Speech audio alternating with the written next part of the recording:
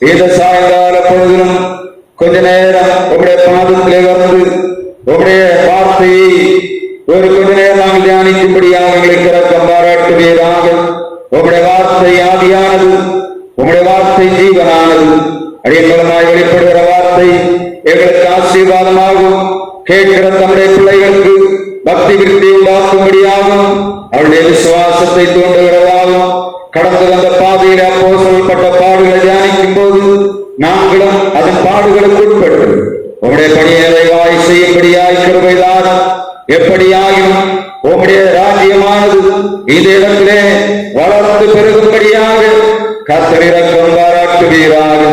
எங்களை உடைய கரங்களிலே தருகிறோம். எல்லாம் உங்களுடைய வல்லமைகளை ஆளுகை செய்ய ஒப்புக் கொடுக்கிறோம். இறைமைந்தன் இயேசு கிறிஸ்து நாமத்தில் ஜெபிக்கிறோம் எங்கள் ஜீவன நல்ல பிதாவே, ஆமென். நம்மளுடன் நம்முடைய பிதாவாகிய தேவனாலும் குமாரனாகிய இயேசு கிறிஸ்துவினாலும் பரிசுத்த ஆவியினாலும் உங்களுக்கு கிருபையும் சமாதானமும் இந்த சாயங்கால பொழுதிலே உண்டாவதாக. நாம் அப்போஸ்தலர் நடவடிக்கைகளை தொடர்ந்து பார்த்து வருகிறோம்.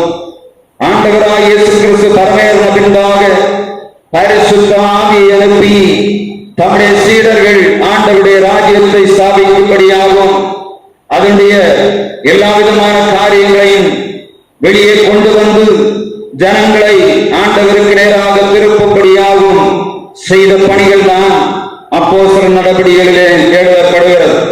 இந்த அப்போஸ்தலர் 14ஆம் அதிகாரத்திலே 1ஆம் வசனம் சொல்லுகிறது, இக்கோனியா பட்டணத்திலே அவர்கள் இருவரும் யூதருடைய ஜெப ஆலயத்தில் பிரவேசித்து யூதரிலும் கிரேக்கரிலும் திரளான ஜனங்கள் விசுவாசிக்கத்தக்கதாக பிரசங்கித்தார்கள். பவுல், பர்னபா, யோவான் இருவரும் சேர்ந்து அந்தியோகியாவை விட்டு இந்த செலூக்கியா வந்து சீப்புரு தீவிலே சலாமிஸ் என்ற இடத்திலே வந்து ஊழியத்தை செய்துவிட்டு அங்கிருந்து பாப்போ பட்டணத்திற்கு வந்து அங்கே இந்த எலிமா என்று சொல்லக்கூடிய ஒரு மாயவித்தைக்காரனை அவனுடைய மாயவித்தை அமைவிட்டு நீக்கி சர்கியூ பவுல் என்று சொல்லக்கூடிய அந்த ஒரு அதிபதியை இந்த பாப்போ பட்டணத்திலே சந்தித்து அதிலே ஊழியங்களை செய்து கொண்டிருக்கிறார். இப்பொழுது அங்கிருந்து அவர்கள் புறப்பட்டு இக்கோனியா பட்டணத்துக்கு வரும்படியாக இந்த அப்போஸ்தலர் 13ஆம் அதிகாரத்திலே அவர்களுக்கு உபத்திரவம் வருகிறது. இவர்களை ஜனங்கள் துரத்துகிறார்கள். இப்பொழுது இக்கோனியா வருகிறார்கள். இது கிட்டத்தட்ட அந்தியோகியாவிலிருந்து 400 கிலோமீட்டருக்கு மேலான தூரம் காணப்படுகிறது கடல் வழியாக போனால். ஆனால் இந்த பவுலும் பர்னபாவும் யோவான் மூவருமாக செலூக்கியா வந்து சீப்புரு தீவிலே வந்து இந்த 2 பட்டணங்களிலே ஊழியம் செய்துவிட்டு இக்கோனியாவுக்கு நேராக கடல் பிரயாணத்திலே வருகிறார்கள். இந்த இக்கோனியா பட்டணத்திலே வந்து அவர் உபதேசம் பண்ணுகிறார்கள், ஜெபாலயத்திலே பிரசங்கம் பண்ணுகிறார்கள். அங்கே யூதர்களும் கிரேக்கர்களும் காணப்படுகிறார்கள். இந்த யூதரும் கிரேக்கர்களும் செய்த வேலை என்ன? அப்போஸ்தலர் 14ஆம் அதிகாரம் 3ஆம் வசனம் சொல்கிறது, சிலர் யூதரையும் சிலர் அப்போஸ்தலரையும் சேர்ந்து கொள்கிறார்கள். அங்கே சீடருடைய உபதேசத்தை கேட்டபோது அங்கிருந்து பிரிவினை உருவாகி ஒரு கூட்டம் யூதர்களை சேர்ந்தது, இன்னொரு கூட்டம் அப்போஸ்தலரை சேர்ந்து கொண்டது. எல்லா இடத்திலும் சுவிசேஷம் அறிவிக்கும் போது அங்கே சாத்தான் அதிபயங்கரமாக கிரியை செய்கிறதை நாம் பார்க்க முடியும்.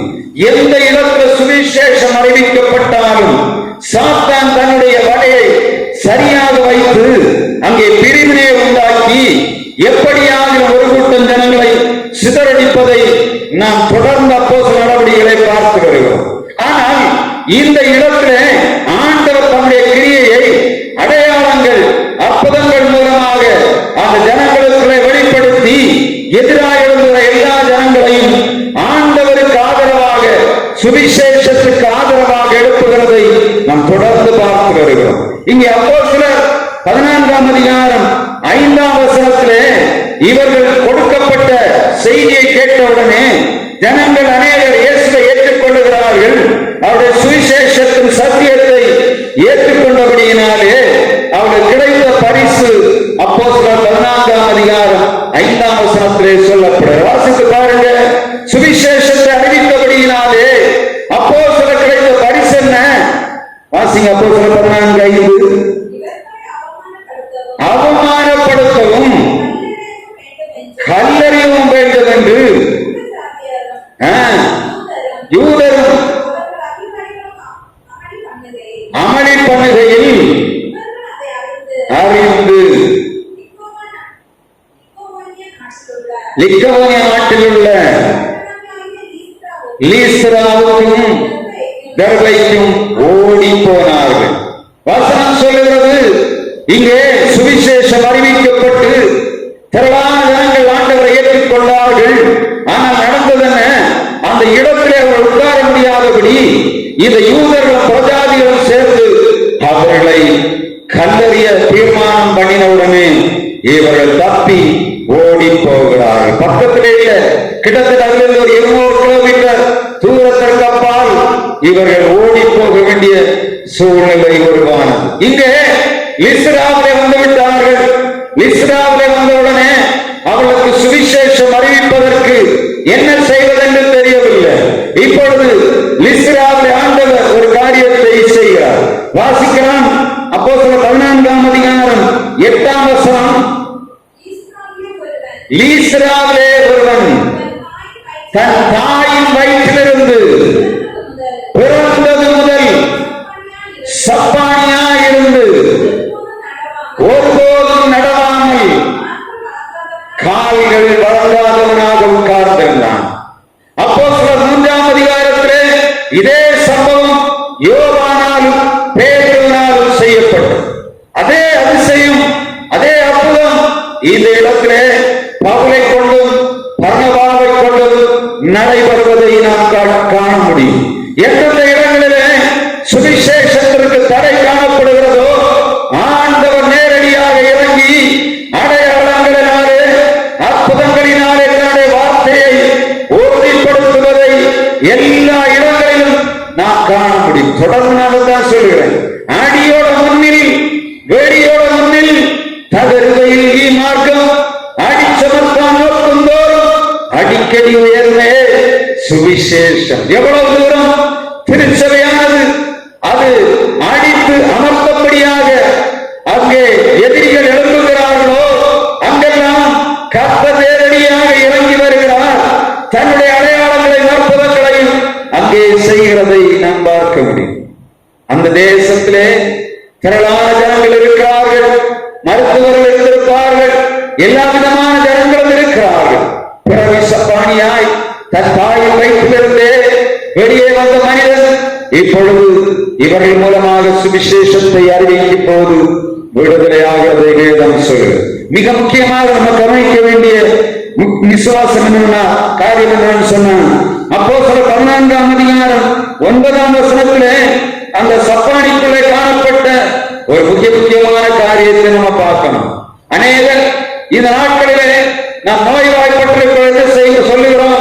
நம்ம சீக்கிரம் இந்த நோயினால் அழிந்து போகும் என்று சொல்லக்கூடிய வார்த்தையை தான் நம்ம பார்க்க முடியும். ஆனால் இந்த பிறவி சப்பானிக்குள்ளே அப்போஸ்தலர் 14ஆம் அதிகாரம் 9ஆம் வசனம் சொல்லுகிறது, அவனுக்குள்ளே ரட்சிப்பு கேட்க விசுவாசம் இருந்ததை இந்த பவுல் உற்று பார்க்கிறான். அவனுடைய முகத்தை பார்க்கிறான், அவனுடைய கண்களை பார்க்கிறான், அவனுடைய எதிர்பார்ப்பை பார்த்துவிட்டு அவனுக்குள்ளே கொடுக்கக்கூடிய வார்த்தையானது அவன் ரட்சிக்கப்படுவதற்கான அந்த எண்ணத்தை அவனுக்குள்ள உருவாக்குவதை பவுல் அப்படியே பார்த்துக் கொண்டிருக்கிறான்.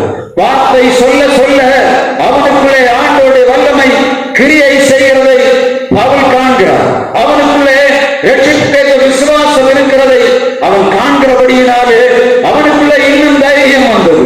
தைரியம் வந்தவுடனே சூழ்நிலை பார்க்கவில்லை.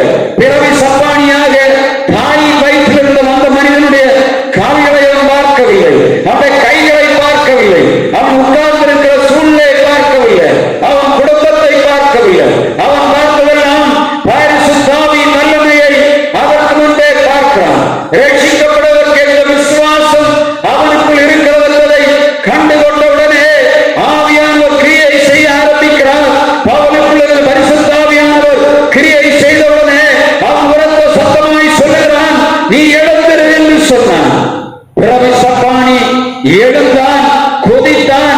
நடந்தான் என்பதை வேதம் சொல்லுகிறது.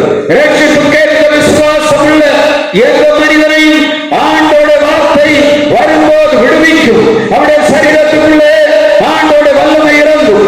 இந்த நேரத்திலே மண்டியாய் சப்பானியாய் ஒன்றும் செய்ய முடியாதபடி செயலுக்கு கிடக்கிற அன்பு சகோதரனே, உனக்குள்ளே ரட்சிப்புக்கேற்ற விசுவாசம் இப்பொழுது இருக்கும் என்று சொன்னால் அடியுடைய வாயில் ஒரு வார்த்தை உன்னை விடுதலையாக்கும். உடைய சப்பானித்தனத்தில் உன்னை மீட்டெடுக்கும்படியாக ஆண்டவராய் இயேசு கிறிஸ்துவின் வார்த்தை உனக்கு நேராக வந்து கொண்டிருக்கிறது. ஆண்டவருக்கு பார்ப்பதெல்லாம் ரட்சிப்புக்கேற்ற சுவிசேஷம், ரட்சிப்புக்கேற்ற இருதயம் உனக்குள் இருக்கிறதா என்பதை ஆண்டவர் தேடி பார்க்கிறார். வாசனம் உள்ளே வரும்போது விசுவாசிக்கவும் முடியும், அவிசுவாசிக்கவும் முடியும். இவர் சொல்ல சொல்ல ஆண்டவர் உன்னை சுகமாக்குவார், ஆண்டவர் பிணியாளிகளை சொஸ்தமாக்குவார், பிசாசு பிடியிலாக்கப்பட்ட ஜனங்களை விடுதலையாக்குவார். இப்படி ஒருவனை எரிமா என்று சொல்லவனை நான் வாயில் வார்த்தை சொன்னவுடனே அவன் குருடனானான் என்று அவன் சுவிசேஷத்தை அறிவித்துக் கொண்டிருக்கிறான். இயேசு கிறிஸ்துவின் அற்புதம், அவருடைய அதிசயங்கள், அவர் செய்கிற கிரியைகள் எல்லாம் அறிவிக்க அறிவிக்க சப்பானியா இருந்த மனிதனுக்குள்ளே ஆண்டவரை பற்றிய விசுவாசம் உருவானது. சரீரத்துக்குள்ளே ஆண்டவர் வல்லமை கிரியை செய்ய ஆரம்பித்தது. செயல்பட